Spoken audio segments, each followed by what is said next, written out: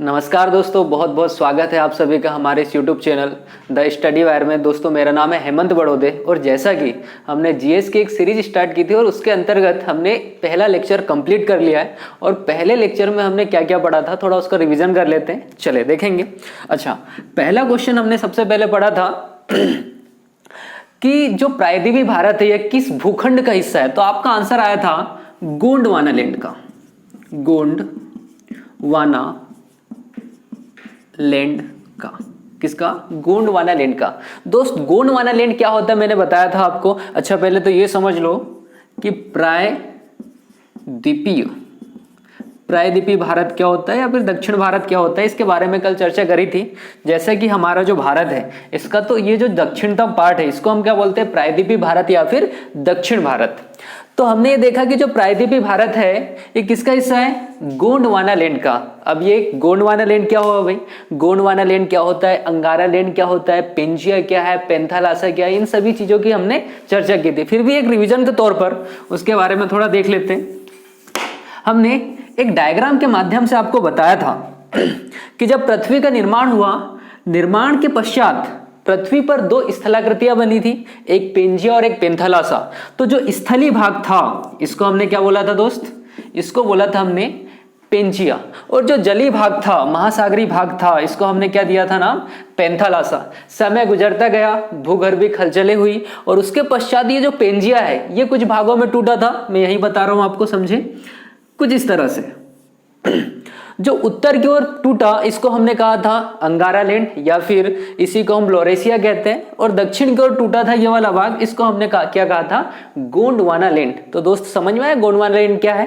तो आपको याद रखना है कि जो प्रायद्वीपीय भारत है ये किसका हिस्सा है? गोंडवाना लैंड का। और साथ ही में हमने यहां से कुछ क्वेश्चन पढ़े थे, जैसे इसका नाम हमने क्या दिया था? अंगारा लैंड। और इसका नाम दिया था हमने गोंडवाना लैंड। अब समझे कि अंगारा लैंड से हमने कुछ भाग तोड़े थे। जैसे सबसे पहले हमने देखा था उत्तरी अमेरिका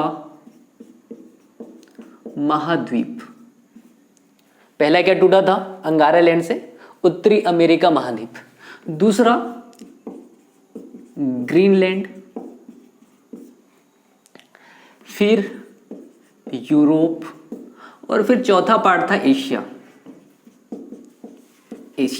तो ये चार भाग टूटे थे दोस्त, किससे?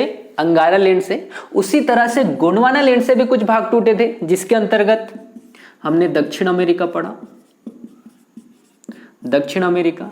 दूसरा पढ़ा दोस्त हमने अफ्रीका महाद्वीप, अफ्रीका महाद्वीप। फिर हमने पढ़ा था मेडागास्कर, मेडागास्कर। और चौथा हमने पढ़ा ऑस्ट्रेलिया महाद्वीप, ऑस्ट्रेलिया महाद्वीप, जो कि विश्व का सबसे छोटा महाद्वीप है क्षेत्रफल की दृष्टि से। इन सभी के पश्चात जो हमने सबसे इंपॉर्टेंट चीज पढ़ी थी कि जो प्रायद्वीपीय भारत है ये भी किस भूखंड का हिस्सा है? तो आप बताओगे गोंडवाना लैंड का। तो पांचवी चीज क्या आएंगी दोस्त? दक्षिण भारत, या इसी को हम बोल देंगे प्रायद्वीपीय भारत। तो ये चीज पढ़ी थी हमने। इसके पश्चात आगे बढ़ते हैं।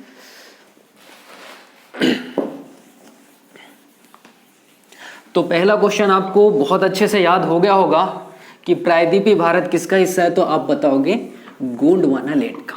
ठीक है, चले। इसके बाद जो सेकंड क्वेश्चन हमने पढ़ा, क्वेश्चन ये पढ़ा कि भाई जो भारत है, भारत किस गोलार्ध में स्थित है? गोलार्ध के बारे में हमने पढ़ा था, गोलार्ध, गोलार्ध। अच्छा, गोलार्ध क्या होते हैं? सब वापस से एक डायग्राम के माध्यम से हमने पढ़ा था कि जो पृथ्वी है, पृथ्वी पर कुछ काल्पनिक रेखा खींची गई है। जो आड़ी रेखा काल्पनिक रेखा है पृथ्वी पर, इसे हम कहते हैं अक्षांशीय रेखा। कौन सी? अक्षांशीय रेखा। और पृथ्वी पर जो खड़ी रेखा है इस तरह से, इसको हमने कहा था देशांतरी रेखा, देशांतरी रेखा। फिर आगे समझे, आड़ी रेखा को क्या कहा? अक्षांशीय रेखा। खड़ी रेखा को हमने देशांतरी रेखा कहा। और जो पृथ्वी के एकदम मध्य से गुजर रही है अक्षांशीय रेखा, इसको हमने नाम दिया था 0 डिग्री रेखा या फिर भूमध्य रेखा, या इसी को एक और नाम दिया था हमने विषुवत रेखा, विषुवत रेखा, विषुवत रेखा, ये तीनों एक ही है। अब समझो कि जो अक्षांशीय रेखा है, विषुवत अक्षांशीय रेखा जिसके अंतर्गत हमने सबसे पहले रेखा बनाई थी, विषुवत रेखा या 0 डिग्री रेखा या भूमध्य रेखा, इसके उत्तर का जो भाग था इसको हम बोलते हैं उत्तरी गोलार्ध, उत्तरी गोलार्ध। और जो दक्षिण का भाग है इसको हमने कहा दक्षिणी गोलार्ध, दक्षिणी गोलार्ध। अब चूंकि यहां से क्वेश्चन हमने कंप्लीट किया था कि जो भारत है ये उत्तरी गोलार्ध का हिस्सा है, मतलब लगभग भारत यहां पर है, किस गोलार्ध में, उत्तरी गोलार्ध में। और वहीं देशांतर की बात करें तो लगभग भारत यहां हुआ, तो पूर्वी देशांतर में क्या हुआ, हमारा भारत। तो इस तरह से भारत की स्थिति की बात करो तो आपका आंसर आएगा भारत उत्तरी गोलार्ध और पूर्वी देशांतर में स्थित है। साथ ही में अक्षांशीय और देशांतरी से संबंधित हमने कुछ क्वेश्चन पढ़े थे। जैसे अक्षांशीय से सबसे पहले पढ़ेंगे हम कि अक्षांशीय टोटल कितनी अक्षांश रेखा है पृथ्वी पर, तो आपने बताया था 180 + 1। दूसरा क्वेश्चन पढ़ा था दोस्त कि पृथ्वी की सबसे बड़ी अक्षांशीय रेखा कौन सी, तो आप बोलोगे विषुवत रेखा या 0 डिग्री रेखा या फिर भूमध्य रेखा। समझ में आया। तीसरा क्वेश्चन हमने ये पढ़ा था कि जैसे जैसे आप भूमध्य रेखा से ध्रुवों की ओर जाओगे, ध्रुवों की ओर जाओगे, तो ये जो अक्षांशीय रेखा है इनकी लंबाई में क्या आएगी, कमी आएगी। समझ में आ रहा है क्वेश्चन कि जैसे जैसे हम भूमध्य रेखा से ध्रुव की ओर, ये है ध्रुव, इसे कहते हैं हम उत्तरी ध्रुव और इसे कहेंगे हम दक्षिणी ध्रुव, दक्षिणी ध्रुव। तो जैसे जैसे हम उत्तरी ध्रुव या दक्षिणी ध्रुव की ओर जाएंगे अक्षांशीय रेखाओं की लंबाई में क्या आएंगी, कमी आएंगी। और इसके बाद अगला क्वेश्चन हमने ये पढ़ा था कि दो अक्षांशीय रेखाओं के मध्य की दूरी 111 किलोमीटर है। कितनी, 111 किलोमीटर। ये कुछ क्वेश्चन पढ़े थे हमने अक्षांशीय रेखा से। उसके बाद हमने देशांतरी रेखा के बारे में चर्चा की थी। देशांतरी रेखा के बारे में समझ लो कुछ इस तरह से कि पृथ्वी पर जो आड़ी नहीं, खड़ी काल्पनिक रेखा है, इनको हमने क्या कहा था, देशांतरी रेखा। अब बात करें इनकी टोटल संख्या कितनी है, तो आप बताओगे 360 है। टोटल कितनी संख्या है भाई, 360। इसके पश्चात देखा कि क्या दो देशांतरी रेखाओं के बीच की दूरी हमेशा समान होती है, तो बिल्कुल नहीं। हमने यहां देखा कि अगर हम भूमध्य रेखा की बात करें तो दो अक्षांशीय रेखाओं के बीच अधिकतम दूरी कहां होती है, तो आप बताओगे भूमध्य रेखा पर। डायग्राम से सीधे सीधे दिख रहा है आपको। और अगर सबसे कम कहां होती है, तो आप बताओगे ध्रुवों पर, क्योंकि ध्रुवों पर आप देख पा रहे हो कि सभी देशांतरी रेखा ध्रुवों पर जाकर क्या हो जा रही है, मिल जा रही है। इसका अर्थ तो ये हुआ ना कि जैसे जैसे आप भूमध्य रेखा से ध्रुवों की ओर जाओगे दो देशांतर रेखाओं के मध्य की दूरी में क्या आएंगी, कमी आएगी। और अगली चीज बहुत ध्यान से समझो, क्या दो देशांतर रेखाओं के मध्य दूरी समान है, नहीं है। हर जगह दूरी क्या है, अलग अलग है। अगर हम दो देशांतर रेखाओं के मध्य की दूरी की बात करें तो 111.32 किलोमीटर आंसर था। लेकिन ये कैसा है 111.32 किलोमीटर, ये औसत दूरी होगी। चीजें समझ में आई। तीसरा क्वेश्चन हमने देशांतरी रेखा से ये पढ़ा था कि दो देशांतर रेखाओं के मध्य की जो दूरी है, दो देशांतर रेखाओं के मध्य की दूरी को ही गोरे कहते हैं। क्या कहते हैं, गोरे। तो ये कुछ क्वेश्चन पढ़े थे दोस्त हमने। इसके बाद आज हम क्या पढ़ने वाले वो देखिए। अच्छा, आपको अक्षांशीय रेखा क्या होती, देशांतरी रेखा क्या होती ये पता है आपको उत्तरी गोलार्ध क्या होता है ये पता है बहुत अच्छे से, दक्षिणी गोलार्ध क्या होता है ये पता है। तो आप जल्दी से कमेंट में मुझे बताएं कि भारत किस गोलार्ध में स्थित है। इसका आंसर आपको कमेंट में बताना भाई, भारत किस गोलार्ध में स्थित है। चले आगे पढ़ेंगे। अच्छा चलिए, अब मैं यहाँ पर भारत का एक बहुत सुंदर सा मैप बनाने की कोशिश कर रहा हूँ, बनेगा या नहीं वो देखते हैं।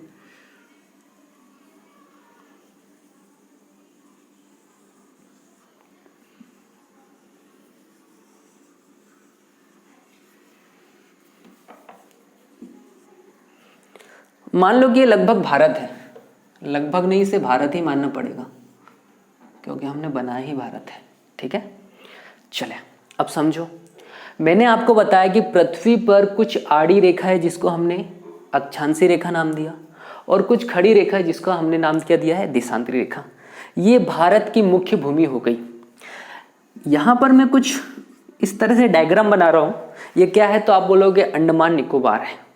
इधर भी कुछ इसी तरह से द्वीप समूह है, इसको बोलोगे आप लक्षद्वीप। ये क्या है भाई?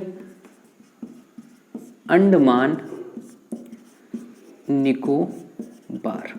ठीक है, ये क्या है तो आप बोलोगे लक्षद्वीप है। अच्छा समझो, पृथ्वी पर कुछ आड़ी रेखा है जिसको हमने क्या नाम दिया? अक्षांश रेखा। तो एक ऐसी रेखा होगी ना जो भारत के दक्षिणतम छोर को स्पर्श करते हुए जाएगी। चीज समझ में आ रही है? और एक ऐसी अक्षांशी रेखा होगी जो भारत के उत्तरी भाग को स्पर्श करते हुए जाएगी। ये कौन सी रेखा? आड़ी रेखा, अक्षांशी रेखा। चीजें समझ में आ रही है? अब चूंकि हमने पृथ्वी पर जितनी भी अक्षांशी रेखा खींची है, काल्पनिक रेखा, उसे हम डिग्री के माध्यम से डिनोट करते हैं, तो ये भी कोई ना कोई डिग्री वाली रेखा होंगी। तो इसका मान होता है दोस्त 8 डिग्री 4 मिनट। 8 degree 4 minute. ये जो सिंबल होगा ये मिनट का होगा। अगर उत्तर की बात करें तो ये होगा 37 डिग्री 6 मिनट। तो इस तरह से भारत की अक्षांशी स्थिति होती है दोस्त 8 डिग्री 4 मिनट से 37 डिग्री 6 मिनट। चीजें समझ में आ रही है?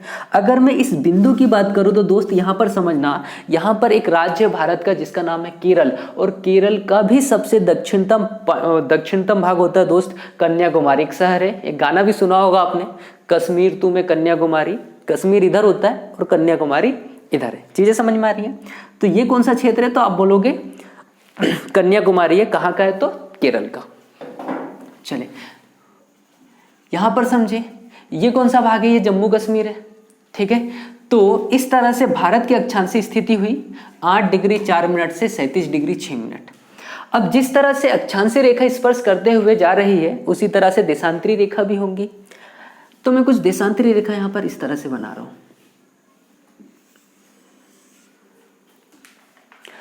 ये वाला क्षेत्र कौन सा है तो आप बोलोगे अरुणाचल प्रदेश है भैया। ये क्या है तो आप बोल दीजिए कि ये गुजरात है। समझ में आ रहा है? ठीक है, अब ये जो देशांतरी रेखा है इसका भी कुछ ना कुछ तो मान होगा। तो ये देशांतरी रेखा का मान होता है दोस्त 68 डिग्री 7 मिनट से 97 डिग्री 25 मिनट। समझ में आया? भारत का देशांतरी विस्तार क्या है तो आप बोलोगे 68 डिग्री 7 मिनट से 97 डिग्री 25 मिनट। तो इस तरह से जो भारत है, भारत की अक्षांशी और देशांतरी स्थिति आप देख पा रहे हो। एक बार वापस से देखें, भारत का अक्षांशी विस्तार है 8 डिग्री 4 मिनट से 37 डिग्री 6 मिनट। ठीक है, भारत का देशांतरी विस्तार है 68 डिग्री 7 मिनट से 97 डिग्री 25 मिनट। समझ में आ रहा है दोस्त? अच्छा, अब आपके माइंड में यहां पर एक क्वेश्चन आएगा कि भाई ये अंडमान निकोबार तो भारत का ही हिस्सा है, तो मैं यहां से क्यों माप रहा हूं? जब हम अक्षांशी स्थिति की बात करेंगे दोस्तों, हम मुख्य भूमि की बात कर रहे हैं। समझ में आ रहा है? लेकिन कोई एक न एक ऐसी रेखा तो होगी जो अंडमान निकोबार के भी दक्षिणतम पार्ट को स्पर्श करते हुए जाएगी। समझ में आ रहा है? तो ये कौन सी रेखा होंगी? ये होगी 6 डिग्री 4 मिनट। समझ में आ रहा है? अगर आपसे क्वेश्चन आ जाए कि 6 डिग्री 4 मिनट अक्षांश रेखा कहां से गुजरती तो आप बोलोगे अंडमान निकोबार से गुजरती। भाई समझ गए चीजें? ठीक है, तो भारत का अक्षांशी और देशांतरी विस्तार एक बार फिर से मेरे साथ बोलिएगा आप लोग। भारत का अक्षांशी विस्तार है 8 डिग्री 4 मिनट से 37 डिग्री 6 मिनट, और उसी तरह से भारत का देशांतरी विस्तार है 68 डिग्री 7 मिनट से 97 डिग्री 25 मिनट। समझ में आ रहा है? चले, तो हमने अक्षांशी और देशांतरी स्थिति पढ़ ली भाई भारत की। ठीक है, अक्षांशी स्थिति हो चुकी है, कितनी है आप बताओगे? 8 डिग्री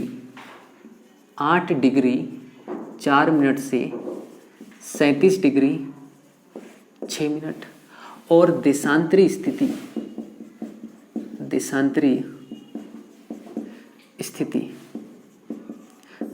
स्थिति ये हो जाएगी आपकी 68 डिग्री 7 मिनट से 97 डिग्री 25 मिनट।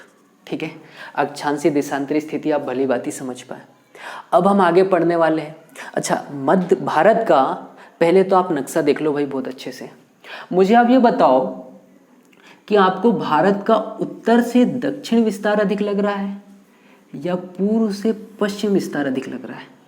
आपको सीधा सीधा दिख रहा है भाई, उत्तर से दक्षिण विस्तार भारत का अधिक है और उसी की तुलना में पूर्व से पश्चिम का विस्तार क्या होगा? कम होगा। तो अब हम यहाँ पर अगला क्वेश्चन ये पढ़ने वाले हैं कि भारत की उत्तर से दक्षिण लंबाई क्या है और पूर्व से पश्चिम लंबाई क्या है। जी समझ रहे हो? चले, तो भारत की उत्तर से दक्षिण लंबाई देखेंगे। भारत की उत्तर से दक्षिण लंबाई, ठीक है। तो दोस्त भारत की उत्तर से दक्षिण तक की लंबाई होगी 3214 किलोमीटर, मतलब 3214 किलोमीटर उत्तर से दक्षिण लंबाई है दोस्त। आंसर क्या लिखोगे आप यहाँ पर? 3214, 3214 किलोमीटर। समझ रहे हो? उसी तरह से भारत की पूर्व से पश्चिम लंबाई क्या होगी दोस्त? तो आप बोलोगे 2933 किलोमीटर, मतलब 2933 किलोमीटर। समझ में आ रहा है? तो भारत की पूर्व से पश्चिम लंबाई कितनी हो जाएगी दोस्त? 2933 मतलब 2933 किलोमीटर। समझ में आ रहा है? ठीक है। अभी आप पूरा भारत का के बारे में जान लीजिए। इसी के समतुल्य सेम डाटा होगा, हम मध्य प्रदेश भी पढ़ेंगे। ठीक है, चले। तो उत्तर से दक्षिण विस्तार कितना हो गया? 3214 किलोमीटर और पूर्व से पश्चिम विस्तार हो गया 2933 किलोमीटर। ये क्वेश्चन याद रखेंगे आप। अब मुझे जल्दी से आप बता दो कि विश्व में कुल कितने महाद्वीप है? आपका आंसर आएगा 7 महाद्वीप है। 7 महाद्वीप में से 6 महाद्वीपों में जनसंख्या निवास करती है। कहाँ नहीं करती? तो आप बोलोगे अंटार्कटिका महाद्वीपों में निवास नहीं करती जनसंख्या। क्यों? तो वहाँ पूरी तरह बर्फ है और इंसान को बर्फ सिर्फ गर्मी में पसंद है ना। चले, अब भारत जो है ये एशिया महाद्वीप का भाग है और चूंकि एशिया महाद्वीप क्षेत्रफल की दृष्टि से विश्व का सबसे बड़ा महाद्वीप है। अगर मैं सभी स्थलीय क्षेत्र की बात करूं तो पूरा स्थलीय क्षेत्र अपने आप में क्या 100% होगा कि नहीं? तो पूरे 100% में से भारत का कुछ भाग होगा ना। मतलब क्वेश्चन ये बन रहा है, कुल विश्व के क्षेत्रफल का कितना प्रतिशत भारत का क्षेत्रफल है? क्वेश्चन समझ में आ रहा है क्या है? ये क्वेश्चन आपको लिखना है। क्या होगा क्वेश्चन? पूरे विश्व के क्षेत्रफल का कितना प्रतिशत भारत का क्षेत्रफल है दोस्त? तो आपका आंसर आएगा 2.42%। समझ में आ रहा है? 2.42% क्या है? कुल विश्व का कितना प्रतिशत हिस्सा भारत का है? तो आपका आंसर है 2.4। तो दोस्त हमने देख लिया कि संपूर्ण विश्व का कितना प्रतिशत भारत का क्षेत्रफल है। तो आपका आंसर कितना आया था? 2.42%। चले, अब आगे बढ़ते हैं। अब क्वेश्चन ये है कि अगर विश्व के कुल क्षेत्रफल का 2.42% भारत है तो उसका स्वयं का भी कुछ क्षेत्रफल होगा ना। तो अगर मैं भारत के कुल क्षेत्रफल की बात करूं तो 32,87,263 वर्ग किलोमीटर ये भारत का कुल क्षेत्रफल है भाई। समझ में आ रहा है? भारत का कुल कितना क्षेत्रफल है? तो आप बोलोगे 32,87,263 वर्ग किलोमीटर। समझ में आ रहा है? और टोटल विश्व का कितना प्रतिशत कवर करता है? तो आप बोलोगे 2.42% कवर करता है। चीज समझ में आ रही है? अच्छा, ये मैं क्षेत्रफल की बात करो, जनसंख्या की बात करोगे तो 17.5 हो जाएगा, उसका वो अलग है। ठीक है, मैं अभी क्षेत्रफल की बात कर रहा हूँ। चीज समझ रहा हूँ? चले, इसके बाद तो कुल भारत का क्षेत्रफल कितना हो गया? कुल भारत का क्षेत्रफल 32,87,263 वर्ग किलोमीटर। चीज समझ रहे हो? चले आगे बढ़ते हैं। अब दोस्त बहुत ध्यान से समझना मैं क्या बोल रहा हूं। पहले तो मुझे जल्दी से बता दो, भारत का देशांतरी विस्तार पढ़ा क्या अपन ने? देशांतरी विस्तार में हमने ये पढ़ा कि भारत का जो देशांतरी विस्तार होता है 68 डिग्री 7 मिनट से 97 डिग्री 25 मिनट है। चीज समझ रहे हो? ठीक। अब मैं जो बता रहा हूं बहुत ध्यान से समझना। चलो, पहली चीज मुझे ये बताएं आप लोग कि जो पृथ्वी है, पृथ्वी अपने अक्ष पर ही कितने समय में एक राउंड लगा लेती है? जैसे कि आपको पता है, पहले दो चीज समझ लो, एक होता है परिक्रमण और एक होता है परिभ्रमण। परिक्रमण और परिभ्रमण दोनों में अंतर क्या है भाई? देखो मैं बहुत अच्छे से बताता हूँ, अगर आपको कंफ्यूजन होगा तो परिक्रमण और परिभ्रमण, आप अगर मंदिर जाते हो तो मंदिर जाने पर क्या करते हो आप लोग? पैर वगैरह पड़ते हो और उसके बाद मंदिर के चारों ओर हाथ जोड़कर क्या करते हो? चक्कर लगाते हो, उसको बोलते हैं परिक्रमा, ठीक है। तो चारों ओर क्या कर रहे हो आप लोग? आप लोग परिक्रमण कर रहे हो, मतलब किसी एक जगह को स्थिर मानकर उसके चारों ओर घूमना क्या होगा? परिक्रमण। फिर आपने आरती गाई है कभी? आरती गाने के पश्चात फिर हर हर नर्मदे कहते हो तो अपनी जगह पर घूमते हो कि नहीं? अपनी जगह पर घूमना क्या हो जाएगा? परिभ्रमण। समझ में आ रहा अंतर क्या है? अगर किसी एक स्थान को या किसी एक कोई भी वस्तु को हम स्थिर मानकर उसके चारों ओर घूमे तो वो होगा परिक्रमण, और अपने ही जगह पर घूमे तो उसे क्या कहेंगे हम? परिभ्रमण। तो पृथ्वी जो है वो दोनों क्रिया करती है, परिक्रमण भी और परिभ्रमण भी। परिक्रमण किसी के सापेक्ष होगा तो किसके? सूर्य के। सूर्य के चारों ओर घूमती कि नहीं भाई? तो सूर्य के चारों ओर घूमने में कितना समय लगता है? तो आप बोलोगे 365 दिन। इसी को हम एक साल कहते हैं, या 366 भी हो जाता है। कैसे होता है, क्यों होता है, अपन बाद में पढ़ेंगे। चीजें समझ में आ रही है? समझ में आ रहा है कि परिक्रमण क्या होगा? सूर्य के सापेक्ष चारों ओर चक्कर लगाना, और कितना समय लगता है? तो 365 या 366, इसी को 1 ईयर, एक साल कहते हैं अपन। परिभ्रमण, अच्छा, इसी के वजह से मौसम परिवर्तित होता है। मौसम परिवर्तन, अगर क्वेश्चन ये आ गया भाई कि मौसम परिवर्तन की घटना पृथ्वी की किस गति के कारण होती, तो आप बताओगे परिक्रमण गति के कारण, ना कि परिभ्रमण गति के कारण। चीज समझ रहे हो? ठीक। अब मैं परिक्रमण की बात कर रहा हूं। अच्छा, तो पृथ्वी अपने अक्ष पर भी घूमती है, पता है आप लोगों को? अपने अक्ष पर घूमती तो कुछ ना कुछ तो समय लेगी। एग्जैक्ट 24 घंटे नहीं लेती है, एग्जैक्ट 24 घंटे नहीं है, लेकिन लगभग में हमने 24 घंटे लिया हुआ है। कितना समय? 24 घंटे। कितना समय भाई? 24 घंटे। अच्छा, मुझे ये बता दो, क्या 180 डिग्री एक सीधी लाइन होती है? और मैं 180 डिग्री और की बात कर रहा हूं तो वो भी सीधी लाइन होगी। तो चांदा देखा आपने? ये इस तरह से चांदा हुआ, ये हो गया आपका ऊपर का 180 डिग्री, और मैं इसके इधर ही से एक ऐसा बना लो तो ये भी 180 डिग्री। 180 और 180 टोटल कितना? 360। अब मुझे इस डायग्राम को देख के बताओ, क्या ये आपको एक वृत्त लग रहा है? भाई जो पृथ्वी है अपने अक्ष पर घूम तो रही है, लेकिन चारों ओर एक वृत्ताकार मार्ग पर घूम रही है। कैसे मार्ग पर? वृत्ताकार मार्ग पर घूम रही। इसका अर्थ यह हुआ कि पृथ्वी टोटल 360 डिग्री चली। कितना घूमी? 360 डिग्री। तो अच्छा, पहले ये चीज समझ लो, परिक्रमण गति के कारण क्या होता है? मौसम परिवर्तन होता है। परिक्रमण किसके सापेक्ष होता है? तो सूर्य के कारण। और परिक्रमण के कारण ही दिन और रात की घटना होती है। दिन और रात की घटना किसके कारण होगी? तो आप बताओगे परिक्रमण गति के कारण, परिभ्रमण गति के कारण। समझ में आ रहा है? 360 डिग्री वाला कॉन्सेप्ट समझ में आया? अब यहां पर समझो भाई, मैं क्या बता रहा हूं आपको कि पृथ्वी 24 घंटे में अपने अक्ष पे घूम लेती है। कितने घंटे में? 24 घंटे में। 24 घंटे में अपने अक्ष पर घूम लेती। अगर मैं आपसे पूछूं कि भाई कितने डिग्री घूमती, तो आप बताओगे 360 डिग्री। कितना? 360 डिग्री। अच्छा, यहां पर मैं इंटू 1 कर दूं, कोई फर्क पड़ेगा क्या? 24 किस में आ गया भाई? 24 इंटू में अगर मैं पक्षांतर करूंगा बट्टे में जाएगा, ठीक है। तो अगर मैं आपसे पूछूं कि जो पृथ्वी है 1 घंटे में कितना डिग्री चलती है, तो आप बताओगे, इसको काटो भाई, 15 डिग्री। कितना? 15 डिग्री। ये समझ में आया आपको कि पृथ्वी 1 घंटे में 15 डिग्री चलती है। इसको याद रखना, सीधे क्वेश्चन कई बार आ जाता है। अच्छा, 1 घंटे को मैं 60 मिनट भी बोल सकता हूँ? नहीं बोल सकता क्या? बिल्कुल बोल सकता हूँ। इसको मिटा रहा हूं, याद रखना क्या है? भारत का क्षेत्रफल कितना?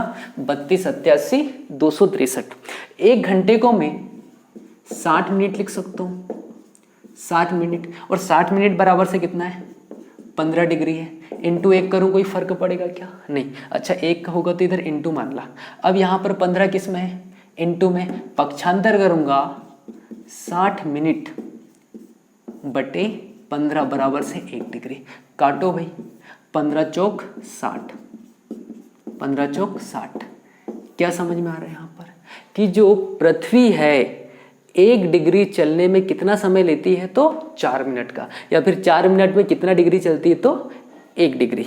तो ये दो कॉन्सेप्ट याद रखना है कि पृथ्वी जो 1 घंटे में कितना चलती है 15 डिग्री, और 4 मिनट में कितना चलती है 1 डिग्री। अब ये सब मैं क्यों बता रहा हूँ, बहुत ध्यान से समझो। 68 डिग्री 7 मिनट और 97 डिग्री 25 मिनट, ठीक है। मैं आपसे पूछ रहा हूं कि इन दोनों के मध्य कितने डिग्री का अंतर होगा, तो आप लोग घटाइएगा, लगभग 30 डिग्री। मुझे तो याद है, आप लोग घटाना। कितना? 30 डिग्री। मतलब 68 डिग्री 7 मिनट से 97 डिग्री 25 मिनट के मध्य कितने डिग्री का अंतर है, तो लगभग कितने डिग्री का? 30 डिग्री का अंतर आता है भाई। समझ में आ रहा है? अब मुझे यहां पर देख के बताओ कि पृथ्वी जो है 1 डिग्री चलने में कितना समय लेती है, तो आप बताओगे कि 4 मिनट लेती है। अगर मैं 30 डिग्री में 4 मिनट का इंटू करूं तो ये हो जाएगा 4 तिया 12, 4 शून्यम शून्य, 4 तिया 12, 4 शून्यम शून्य। ये क्या आया? ये चार क्या है? 4 मिनट का इंटू किया, तो ये जो आंसर आएगा ये भी मिनट में आएगा, मिनट में आएगा। अब ये 120 क्या है भाई? 120 मिनट का मतलब क्या हुआ? 2 घंटे। 120 मिनट का क्या मतलब हुआ? 2 घंटे। तो मैं आपको यहाँ पर ये बताना चाह रहा हूँ, क्वेश्चन बनेगा भारत का पूर्व और पश्चिम के मध्य कितने घंटे का अंतर है, तो आप बताओगे 2 घंटे का अंतर है भाई। कितने घंटे का अंतर है? 2 घंटे का। डायरेक्टली आपको मैं ये भी बता सकता था, लेकिन 2 घंटे कैसे आए ये समझ में आया आप लोगों को? ये वाले कॉन्सेप्ट समझ में आ रहे हैं, ठीक है, कि भारत का पूर्व से और पश्चिम के मध्य कितने घंटे का अंतर है? 2 घंटे का। कैसे निकाला? यहाँ से। समझ में आ रहा है? 24 घंटे में 360 डिग्री पृथ्वी घूमी, 1 घंटे में कितना घूमी, तो आप बताओगे 15 डिग्री। 1 डिग्री चलने में कितना मिनट समय लगता है, तो 4 मिनट का। समझ में आ रहा है? फिर हमने निकाला भारत का जो देशांतरी विस्तार था 68 डिग्री 7 मिनट से 97 डिग्री 25 मिनट, और इससे आप इसको घटाओगे तो लगभग कितने डिग्री का अंतर आएगा? 30 डिग्री का। आप घटा के देखिएगा, लगभग 30 है, ठीक है। और 1 डिग्री में 4 मिनट चल रहा है, तो अगर मैं 4 का इंटू यहाँ पर 30 डिग्री में कर लूँ तो कितने समय चला यह जाएगा? तो 120 मिनट चला भैया, ठीक है। 120 मिनट मतलब 2 घंटे। तो क्वेश्चन ये कंप्लीट हुआ कि भारत का पूर्व और पश्चिम के मध्य कितने घंटे का विस्तार है, तो आप बताओगे कितने घंटे का अंतर है, तो आप बताओगे 2 घंटे का। चीज समझ में आ रही है? चले, तो ये वाला कॉन्सेप्ट कंप्लीट हुआ भाई, मिटा रहा हूं मैं। चले, अगली चीज समझिएगा।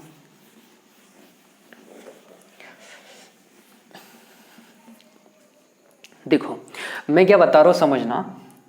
हमने जब लेक्चर स्टार्ट किया था, पहले लेक्चर में एक ऐसा डायग्राम बनाया था हमने, और आपको बताया था कि पृथ्वी पर 2 तरह की रेखाएं हैं भाई, एक अक्षांशीय रेखा और एक देशांतरी रेखा। अक्षांशीय रेखा और देशांतरी रेखा ये वास्तव में रेखा है क्या? बिल्कुल नहीं है, ये क्या है? काल्पनिक रेखा है। अब समझो, पृथ्वी पर जो आड़ी रेखा खींची गई है इसको हमने अक्षांशीय रेखा नाम दिया था, और जो खड़ी रेखा खींची इसको हमने क्या नाम दिया था? देशांतरी रेखा। चीज समझ में आ रही है? तो ये कुछ इस तरह से थी।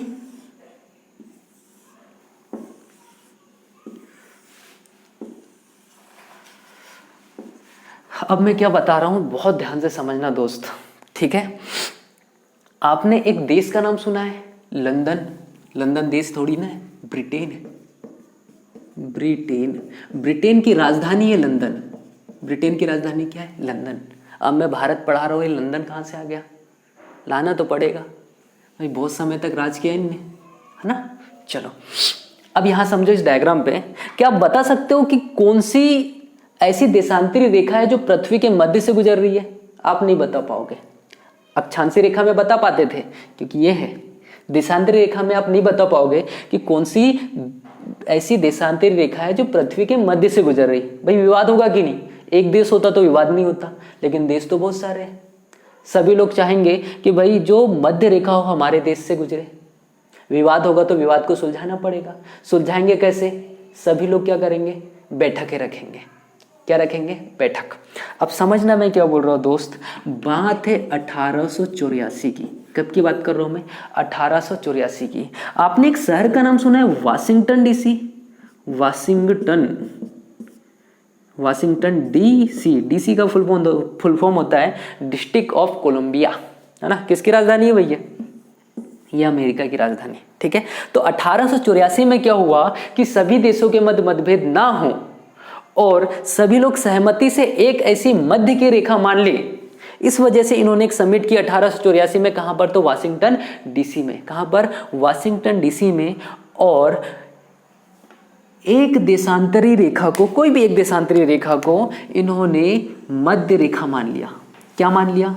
मध्य रेखा। और जो मध्य रेखा गुजरी है दोस्त, इसी को हम बोलते हैं अंतरराष्ट्रीय मानक रेखा। इसको हम क्या कहेंगे? अंतरराष्ट्रीय मानक रेखा। अंतरराष्ट्रीय मानक रेखा, इसको मान लो कि अंतरराष्ट्रीय मानक रेखा। और यहां पर एक देश है जिसका नाम क्या है? ब्रिटेन है। जिसका नाम क्या है? ब्रिटेन है, ठीक है। तो यह जो रेखा है ये 180 डिग्री रेखा होगी। कौन सी? 180 डिग्री रेखा, ठीक है। इसी के जस्ट पीछे कौन सी होगी? 0 डिग्री देशांतरी रेखा। ये 180 डिग्री देशांतरी रेखा और इसके पीछे क्या होगी? 0 डिग्री देशांतरी रेखा। समझ में आ रहा है? टोटल कितनी देशांतरी रेखाओं की संख्या? तो आप बताओगे 360। अब ये अगर मध्य में, तो ये वाला कौन सा छोर होगा? पूर्वी छोर, सीधी सी बात है। और ये कौन सा छोर होगा? पश्चिमी छोर। समझे? अब चूंकि आपको पता है कि ये भूमध्य रेखा है और भूमध्य रेखा के ऊपर का भाग उत्तरी गोलार्ध कहलाता है ना? और भारत तो यहां पर है भाई। तो भारत कहां स्थित है? उत्तरी गोलार्ध में और पश्चिमी देशांतर में स्थित। अपन ने पढ़ा था। अब मुझे जल्दी से बता दो, अंतरराष्ट्रीय तिथि रेखा के पूर्व में भारत है या पश्चिम में? तो आप बोलोगे पूर्व में है। अब यहां से मैं क्या कॉन्सेप्ट बता रहा हूं, समझो कि अंतरराष्ट्रीय तिथि रेखा के पूर्व की ओर जब भी आप जाओगे तो समय में वृद्धि होगी। क्या होगी?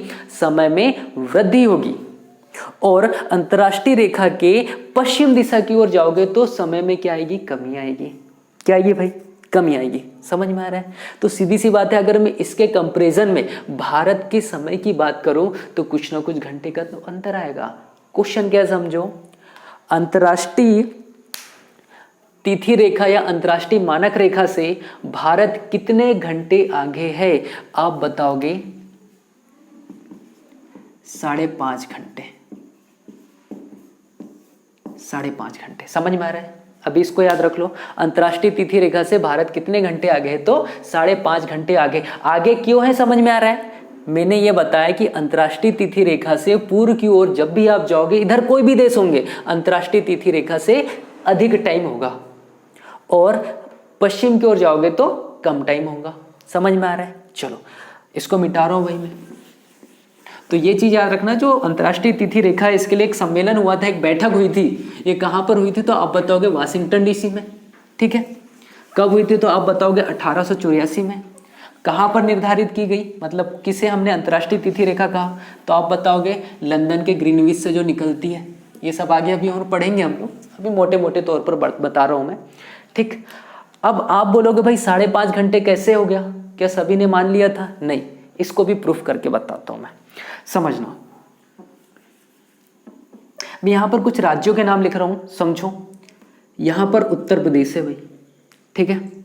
उत्तर प्रदेश के बाद यहां पर मध्य प्रदेश आएगा, है ना? मध्य प्रदेश आएगा। यहां पर छत्तीसगढ़ आएगा, छत्तीसगढ़ आएगा, ठीक है।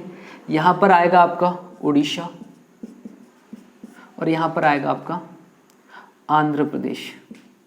आंध्र प्रदेश, ठीक है। क्या आएगा? आंध्र प्रदेश। 5 राज्य लिखे मैंने यहां पर, उत्तर प्रदेश, मध्य प्रदेश, छत्तीसगढ़, उड़ीसा और आंध्र प्रदेश। समझ में आ रहा है? अब मैं क्या बोल रहा हूं, समझो। भारत का मानक समय, भारत का मानक समय, इससे पहले मैंने जो बताया था वो अंतर्राष्ट्रीय मानक समय था। अभी मैं बात कर रहा हूँ भारत का मानक समय। और चूंकि जब भी समय की बात करो तो देशांतरी रेखा से गणना की जाती है दोस्त। जितनी भी खड़ी रेखा है, देशांतरी रेखा है, इससे मानक समय की गणना की जाती है। और इसी तरह से भारत के मध्य से एक रेखा गुजरे, इतनी ऊपर नहीं है, इतनी ऊपर नहीं है, यहाँ से इस तरह से चली जाती है, ठीक है। अब मुझे बताओ दोस्त, मैंने यहाँ पर कितने राज्यों के नाम लिखे? तो 5। और ये जो रेखा गुजरी है ये 82.5 डिग्री है। कितनी? 82.5 डिग्री देशांतरी रेखा। बता दो जल्दी से, भारत का मानक समय किस डिग्री रेखा, किस देशांतरी रेखा से लिया गया? तो आप बताओगे 82.5 डिग्री। ठीक है। एग्जैक्ट लोकेशन की बात करें तो कहाँ पर हो जाएगा आपका?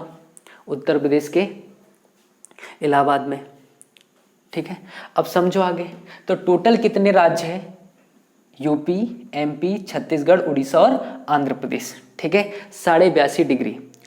अब जो अंतर्राष्ट्रीय तिथि रेखा है इसको हमने 0 डिग्री रेखा, 180 डिग्री रेखा माना है। तो अगर वो 0 डिग्री रेखा आ गए तो सीधी सी बात है, यहाँ पर 82.5 डिग्री से भारत का क्या लिया हमने? मानक समय लिया है। अब यहां से समझो 0 से 82.5 के मध्य कितने डिग्री का अंतर आएगा? तो 82.5 का ही आएगा, आएगा या नहीं? और हमने इससे पहले अभी पढ़ा है कि 1 डिग्री चलने में 4 मिनट का समय लेती है। तो टोटल 82.5 डिग्री चलने में कितने मिनट का समय लेगी? 4 का इंटू कर लो, आंसर आ जाएगा। चलो इसको हटाकर नीचे 10 लगा दूं मैं, काटे से भाई, मेरी मैथ्स तो उतनी अच्छी है नहीं, फिर भी काटने की कोशिश करते हैं। 2 से काट दूं, 2 दूनी 4 और 2 पंजे 10, 5 एकम 5, 5 एकम 5, बचा कितना भाई? 3, 5 छक 30, बचा कितना? 2, 5 25, कितना बचा भाई? 165 और इधर 2, इंटू कर देते हैं। 5 दूनी 10, हाथ का 1, 6 दूनी 12 और 1 13, हाथ का कितना? वापस से 1, 2 एकम 2 और 1 3, 330 मिनट। अब इसी को आप घंटे में परिवर्तित करोगे तो 330 में क्या करोगे आप लोग? 60 का भाग लगाओगे, 0 से 0 जाते रहा। ठीक है। ये कितना आ गया भाई? काटो इसको, 6 पंजे 30, बचा कितना यहाँ पर? 3, लगाया दशमलव उतारा 0, फिर 6 पंजे 30, ये कितना आ रहा भाई? 5.5 का मतलब क्या हुआ? 5.5 घंटे। तो भारत अंतर्राष्ट्रीय तिथि रेखा से कितने घंटे आगे? आपका आंसर आएगा 5.5 घंटे आ गए। समझ में आ गया इतनी चीज? चलो अब अगला क्वेश्चन ये है ना, ये भारत का मानक समय कहाँ से लिया गया? इलाहाबाद के नैनी से। ठीक, नैनी से, नैनीताल नहीं बोल रहा हूँ मैं, नैनीताल कहाँ हो जाएगा आपका? उत्तराखंड।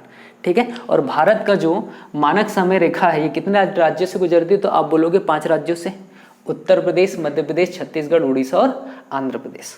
चलिए, चलो दोस्त, बाकी का हम कल पढ़ेंगे, अभी समय ज़्यादा हो चुका है। तब तक के लिए जय हिंद, नमस्कार।